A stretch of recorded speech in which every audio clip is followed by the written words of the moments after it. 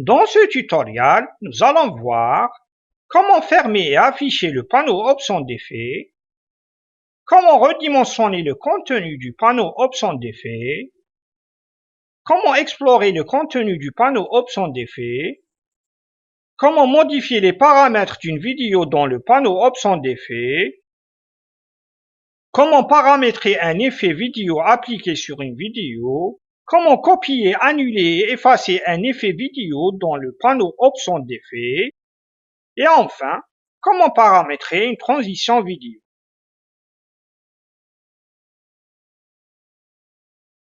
Bonjour et bienvenue. Je suis Ahmed Amin et vous êtes sur la chaîne des tutoriels d'Amin. On commence par faire glisser notre première vidéo dans le panneau montage sur notre séquence. On active le panneau options d'effet dans l'empilement des panneaux à gauche en haut. On commence par voir les caractéristiques de ce panneau. Pour fermer le panneau options d'effet, on clique sur son en-tête avec bouton droit de la souris pour activer le menu contextuel, puis on clique sur Fermer le panneau. Pour afficher le panneau, on clique sur le menu Fenêtre, puis sur Options d'effets. Chaque vidéo contient des listes d'effets propres à elle classées par type. Je vous conseille avant de continuer la suite du tutoriel de voir la vidéo sur le panneau Effets. Vous trouverez le lien en haut et dans la description. Par exemple, si on clique sur notre première vidéo dans le panneau montage, on remarque que le panneau options d'effets est partagé en deux parties. La première partie à gauche, consacrée aux listes d'effets. La deuxième partie à droite contient une timeline de même durée que la vidéo sur laquelle on a cliqué. Dans la première partie, on trouve tout à fait en haut le nom de la séquence et le nom de la vidéo. La limite entre les deux parties peut être déplacée. On clique dessus, on maintient le bouton gauche de la souris enfoncé, puis on la fait déplacer à gauche ou à droite. On peut cacher la partie droite en appuyant sur le petit triangle situé dans la partie gauche dans le coin droit en haut. Dans la partie gauche, on trouve la liste des effets appliqués sur la vidéo active dans le panneau montage classé par type.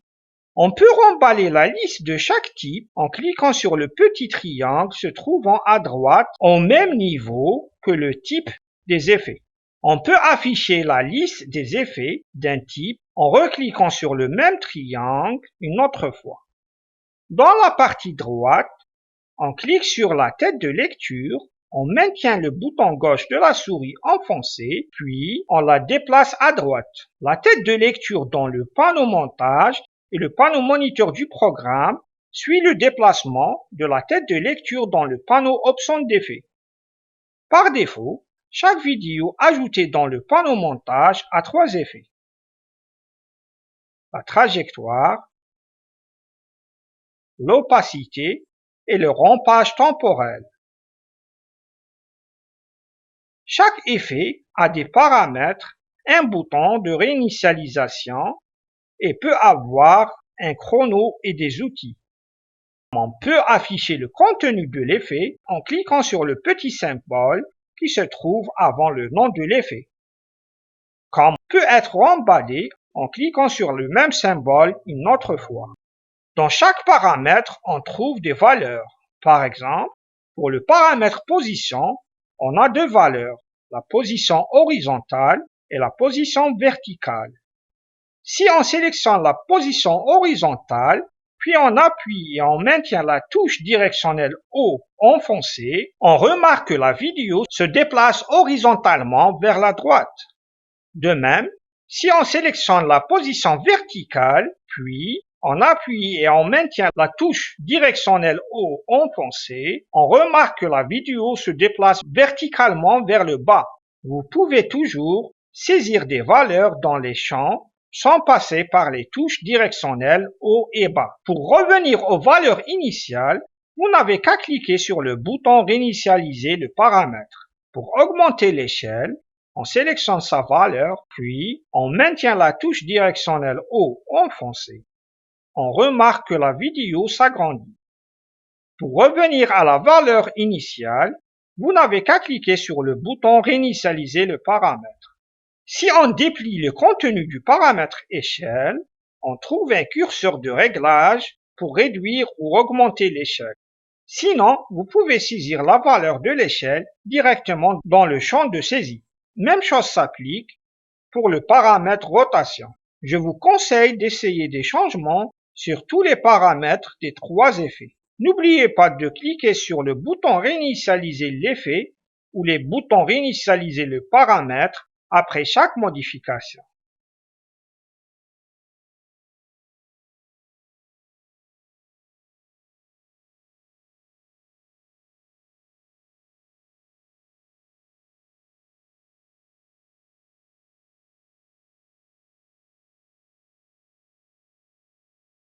On ajoute une deuxième vidéo dans notre panneau de montage juste à la fin de la première.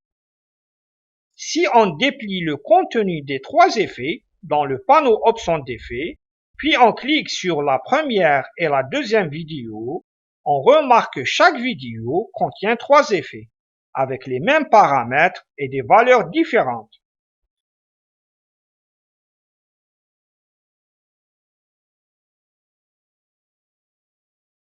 Maintenant, on va paramétrer les effets appliqués à nos vidéos. Pour ce faire, on active le panneau Effets en bas à gauche.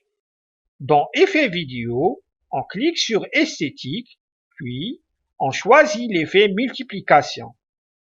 Pour appliquer l'effet multiplication sur notre vidéo, on clique dessus, on maintient le bouton de la souris enfoncé, puis on fait glisser l'effet jusqu'au panneau montage sur notre première vidéo et enfin on relâche le bouton de la souris. Une fois terminé, on s'assure que la première vidéo est active dans le panneau montage. On remarque dans le panneau options d'effets que l'effet multiplication a été ajouté à la liste des effets. Donc, chaque fois qu'on fait glisser un effet sur une vidéo, on va le retrouver dans la liste des effets. Pour paramétrer l'effet multiplication, on active notre première vidéo dans le panneau montage et on déplie l'effet multiplication dans le panneau options d'effets. On remarque que l'effet multiplication contient un seul paramètre, le paramètre nombre. Ce dernier a la valeur 2, qui représente une multiplication de 2 fois 2 de la vidéo affichée, c'est-à-dire la vidéo va être affichée 4 fois. Si on augmente ce paramètre à 3, notre affichage devient 3 fois 3. La vidéo est affichée 9 fois. Si on déplie le paramètre nombre, on retrouve le curseur de réglage. En décalant le curseur vers la droite, la valeur du paramètre nombre augmente et notre affichage de la vidéo se multiplie. Donc, on a deux façons d'augmenter la valeur du paramètre nombre, ou bien par la saisie d'une valeur, ou bien par le décalage du curseur de réglage. Pour désactiver l'effet multiplication, on clique sur le signe FX une fois. Pour réactiver l'effet, on clique une autre fois sur le signe FX. Pour revenir aux valeurs initiales des paramètres de l'effet multiplication, on clique sur le bouton Réinitialiser l'effet. Pour copier un effet appliqué sur une vidéo, on clique dessus avec bouton droit de la souris dans le panneau Options d'effet pour activer le menu contextuel, puis on clique sur Copier. On clique sur la deuxième vidéo dans le panneau Montage, puis on active le menu contextuel dans le panneau Options d'effet et enfin on clique sur Coller. On remarque que notre effet a été ajouté avec les mêmes valeurs dans la liste des effets appliqués dans le panneau Options d'effets sur la vidéo 2. Pour effacer un effet d'une vidéo, on active le menu contextuel puis on clique sur Effacer. Maintenant, on va appliquer un effet de transition. L'effet transition est un effet appliqué pour le passage d'une vidéo à une autre d'une façon fluide et naturelle. On active le panneau Effets dans l'empilement des panneaux en bas à gauche. Dans le groupement Transition vidéo, on clique sur Diaphragme, puis on choisit Diaphragme rond. Pour appliquer un effet de transition, On clique sur l'effet avec le bouton gauche de la souris, puis on maintient le bouton enfoncé et on fait glisser l'effet jusqu'à la fin de la première vidéo et le début de la deuxième. Dès qu'on relâche le bouton de la souris, une barre grise se forme. Pour configurer l'effet de transition, on active la première vidéo dans le panneau montage. On remarque que l'effet diaphragme rond n'existait pas dans la liste des effets. De même, si on clique sur la deuxième vidéo, l'effet diaphragme rond n'existait pas non plus dans la liste des effets. Alors, où est-il passé notre effet? La réponse est dans la barre grise formée entre la fin de la première vidéo et le début de la deuxième. Dès qu'on clique sur la barre grise, l'affichage change dans le panneau options d'effet. On retrouve à gauche le nom de la séquence et le nom de l'effet de transition appliqué. On retrouve aussi un petit triangle.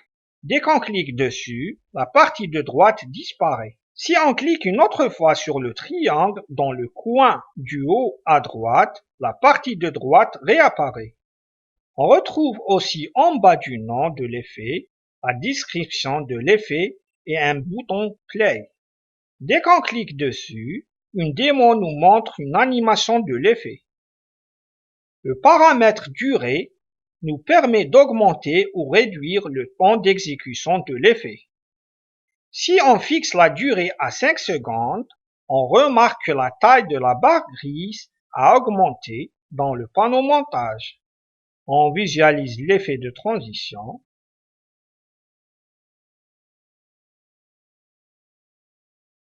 Je pense qu'une seconde est un temps adéquat à ce genre d'effet.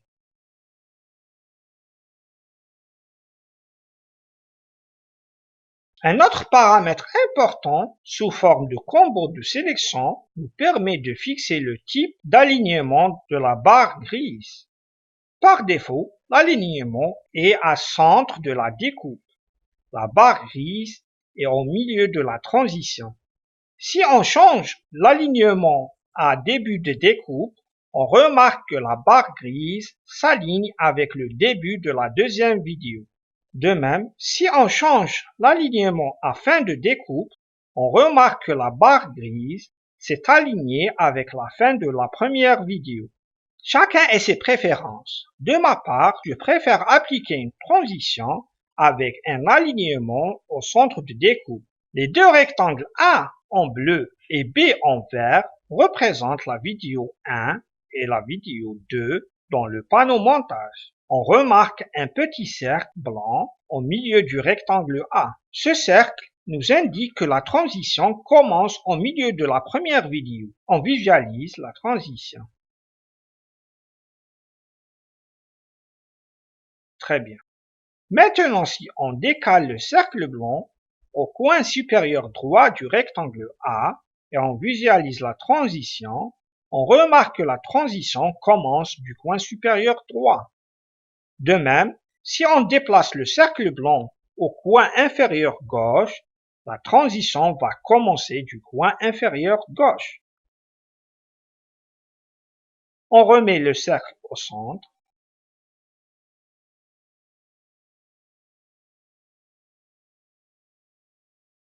Pour paramétrer les autres paramètres, on positionne la tête de lecture dans le panneau montage sur la barre grise. Pour augmenter l'épaisseur du contour, on augmente la valeur du paramètre épaisseur du contour. Pour changer la couleur du contour, on clique sur le carré noir du paramètre couleur de contour, puis on choisit la couleur blanche. On peut inverser la transition en cochant la case du paramètre inversé.